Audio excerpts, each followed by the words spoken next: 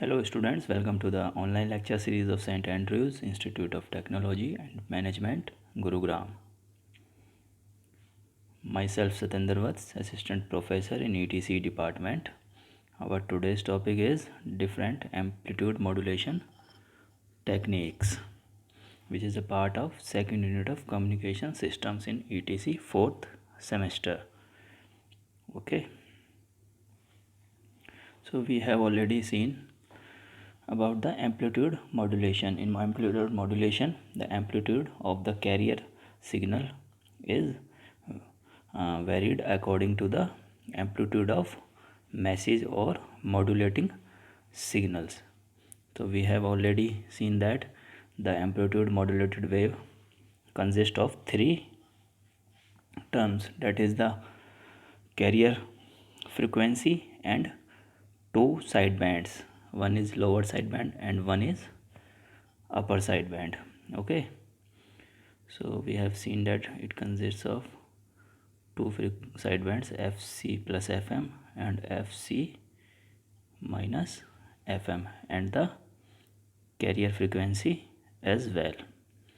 Okay, now in this lecture we will see some different amplitude modulation techniques to save the bandwidth and to save transmitted power. So in amplitude modulation, the carrier and two sidebands were produced, so it is not necessary to transmit all these signals. Okay, we don't require to transmit all the signals at one go, because it would be a waste of power, because our carrier signal does not contain any information. All the information is carried in the sidebands, so it is not necessary to transmit the carrier signal along with the sideband frequencies. So the carrier may be removed or attenuated. Okay, the carrier may be removed or attenuated, so that one of the two sidebands also can be removed. If we want to transmit only one sideband, we can do that as well. That we will see in the next lecture, how we can generate amplitude modulated waves. So in this lecture we will compare different amplitude modulation techniques. So the resulting signals will require less power and less bandwidth. As we have already seen that the total power transmitted was equal to the carrier power plus m square by 2 into Pc, where Pc is the carrier power and m is the modulation index. This is modulation index, and m square by 2 Pc is the total sideband power.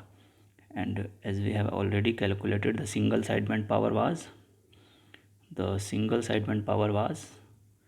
m square by 4 Pc.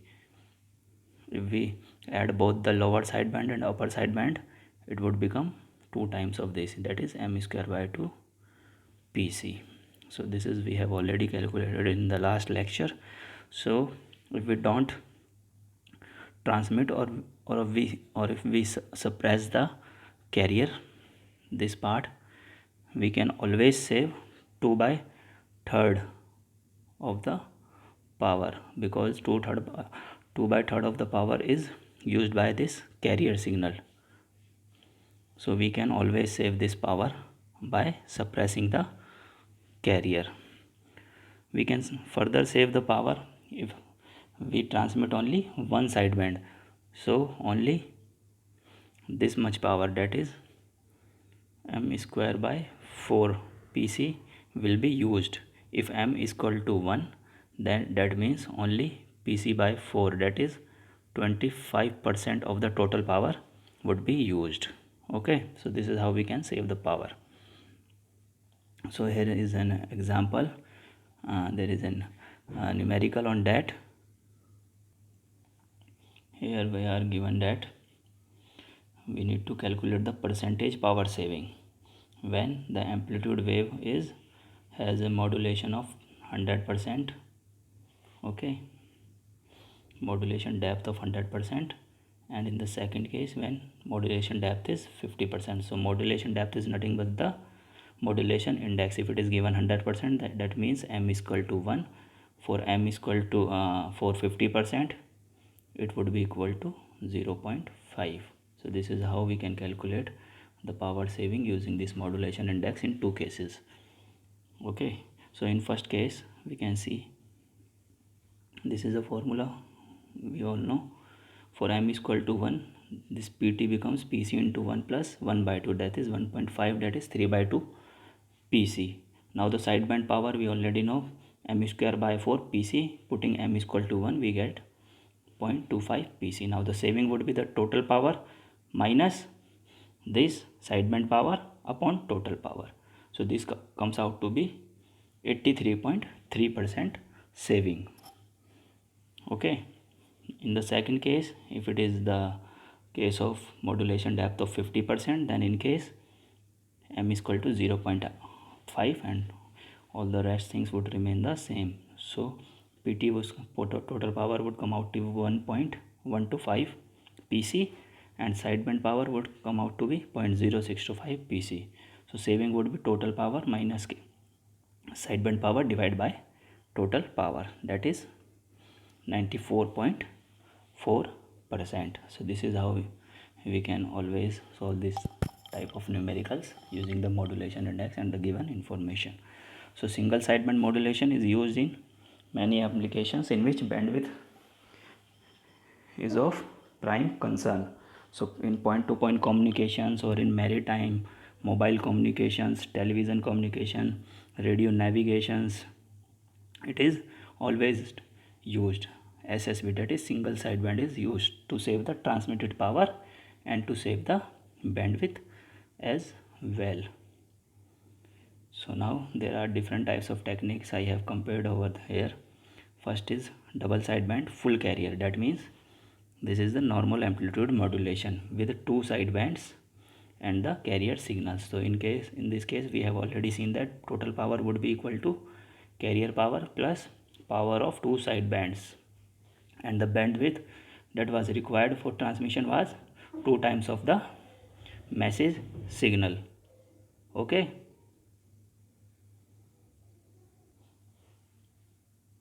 so this double sideband full carrier would require 2 times of the frequency of modulating signal or the message signals. Okay, then we have double sideband suppressed carrier, that is the carrier is removed or attenuated from the transmitted signal. So we only have now two sidebands whose power would come out to be m square by 2 pc, that is for m is equal to 1.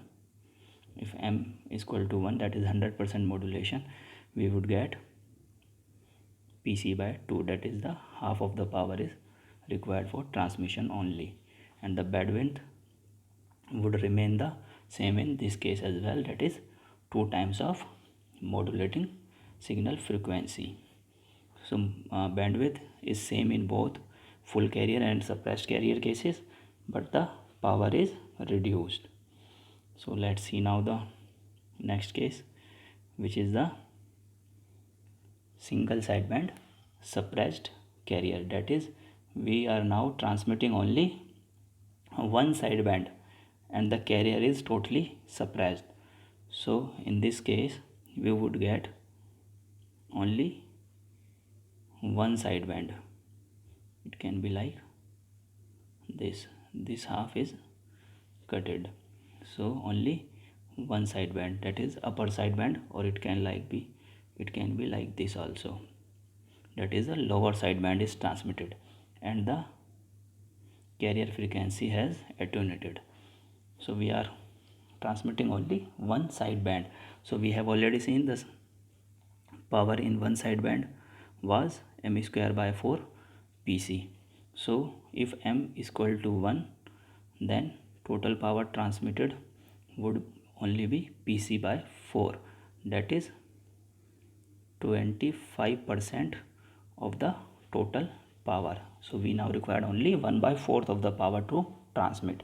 So it greatly reduced the power requirements, whereas it also reduced the bandwidth required for transmission. So now in this case we require only the bandwidth which is equal to the frequency of message or modulating signal, that is FM. So in SSB we are reducing both the power requirements as well as the bandwidth requirement as well.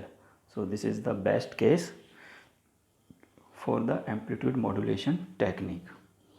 One more technique is there, vestigial sideband, which is we will see later in this lecture.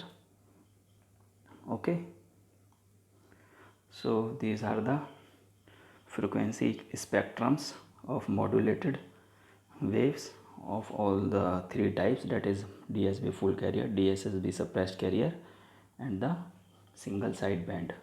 So in the full carrier case we have the frequency, that is the carrier frequency,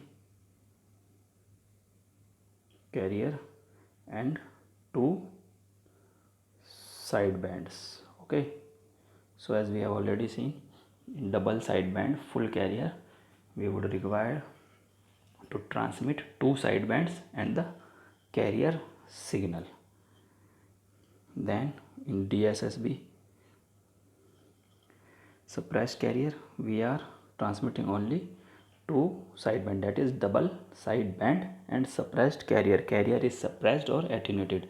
So in this case the requirement of bandwidth would remain same in both these cases, that is 2 FM in this case and 2 FM in this case, but the power is reduced as the carrier frequency is not there. Carrier component we have suppressed or attenuated. On the other hand, single sideband, that is if we are transmitting only one sideband out of two, so it will look like something like this. Either upper sidebands would transmit or either lower sidebands would transmit. So requirement of frequency would be half and only FM bandwidth would be required to transmit our message signal that we have superimposed on the carrier signal. Okay, so this is how we can use different types of amplitude modulation techniques. So next is vestigial sideband. So this is a case between the single sideband and the double sideband. In the double sideband the two sidebands were transmitting and the power was the power requirement was, as we have already seen, m square by 2 pc, whereas in the single sideband power requirement was m square by 4 pc. So vestigial sideband is a technique which comes between these two techniques. So power requirement would be in the middle of these two techniques, and same will be the case with bandwidth. So in vestigial sideband, one sideband and a little portion, that is one sideband and a little portion, that is 25% of the second sideband. So here we can see we have used the upper sideband and the 25% of the lower sideband. So this is how it is transmitted. So bandwidth requirement in vestigial sideband modulated signal is greater than the signal sideband, but it is lower than the DSB modulated signals. So bandwidth requirement would be FM plus 1 by 4 FM, that is 3 by 4 FM. Sorry, it would be 5 by 4. It would be 5 by 4 FM because it should be greater than the single sideband. In single sideband it was FM, okay, and in double sideband it was 2 FM. So it must fall between these two. So it would be FM plus 1 by 4 FM, that comes out to be 5 by 4. So it is wrongly written over there. This should be 5 by 4 FM. Okay, so this type of amplitude modulation, that is vestigial sideband modulation, is used in television transmitter and receivers, that is in television communications. So vestigial sideband is a category which falls between the single sideband and the double sideband modulation techniques with the power requirement of 5 by 4 bandwidth requirement of 5 by 4 FM. Similarly the power requirement would be like the bandwidth, that is it must also fall between the single sideband and the upper sideband. So in this lecture we have seen different modulation techniques which we can use depending upon the requirement of power and bandwidth. So if we need to transmit signal in larger bandwidth, we can use the double sideband modulation technique. If we need to transmit in a lower bandwidth, then we can use single sideband. Or if we want to use less power, then we can also use single sideband, as the power requirements drastically reduced in single sideband as compared to the double sideband power. So in the next lecture we will see different techniques of how we can generate AM waves. So this is it for this lecture. Thank you very much.